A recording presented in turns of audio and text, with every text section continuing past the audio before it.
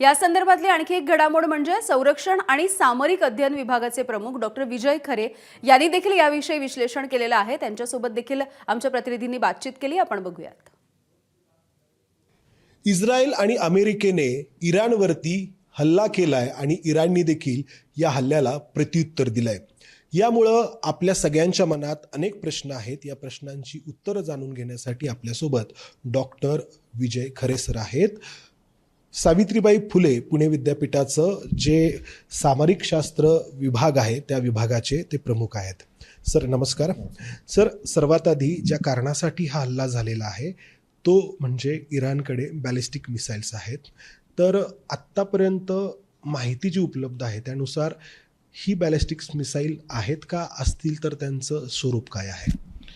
एक तर गेल्या काही दिवसामध्ये अण्वस्त्र कमी व्हावीत यासाठी अमेरिकेने आणि इराणमध्ये चर्चा झाली आणि ज्यावेळेस ती चर्चा संपुष्टात आली त्यावेळेस इराणने आपला असा स्वतःचा स्टँड घेतला की आम्ही एक सार्वभौमत्व राष्ट्र आहे आणि आमच्या देशाचं संरक्षण करणं, त्यांनी UN चार्टरचा जो 51 जे कलम आहे त्याच्यामध्ये दिलेले आहे की आपल्या देशाचं संरक्षण आणि विकास करण्याचा प्रत्येक देशाला अधिकार आहे।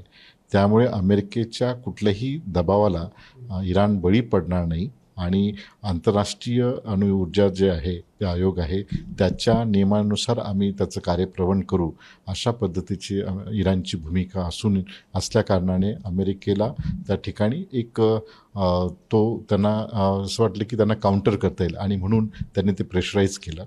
त्यानंतर आपल्याला असं दिसेल की आज ते हल्ले झालेले आहेत, परंतु या युद्धाचा जागतिक पटलावर खूप मोठा परिणाम होऊ शकतो। भारतासह इतर देशांना याचा लॉंग टर्म स्ट्रॅटेजिक इम्प्लिकेशन याच्यावर होणार आहे।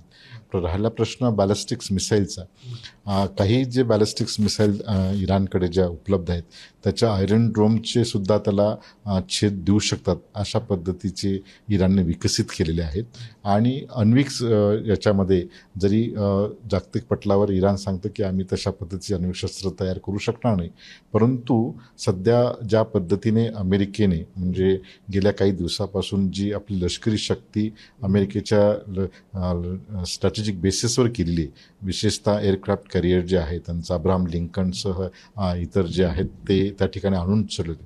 म्हणजे काही तर जे शिप्स आहेत किंवा जहाज आहेत, लढाऊ जहाज आहेत ते 700 ते 800 किलोमीटरच्या अंतरावर इराणच्या इथे त्या ठिकाणी केलेले भोवताली आणून ठेवलेले आणि त्यामुळे आज असं स्थिती आहे की नेमका हे युद्ध कुठल्या याच्यावर जाणार, एक जग हे तिसऱ्या महायुद्धाकडे जातो की हे लिमिटेड त्या ठिकाणी वॉर होतं।